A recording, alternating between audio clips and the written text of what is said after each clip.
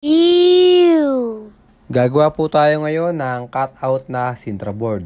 Yung ginamit ko dito na sticker ay yung iTech Matte Vinyl sticker, tapos QAP na glossy photo top.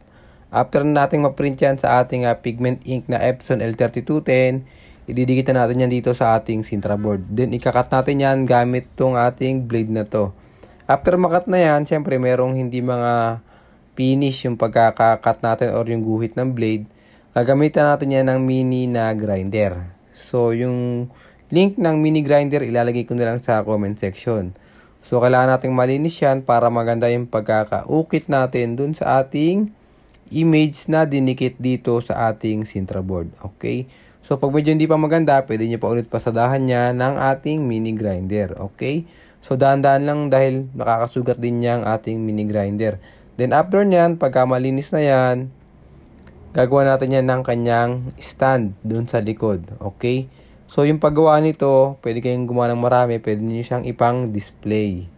Okay? So, dahan-dahan lang sa pagkat ng ating Sintra board. So, gumamit tayo dito ng Arkina glue para pandikit dun sa likod para maayos yung ating pagkakalagay ng stand. Ayan po yung ating pang display na Sintra wheel!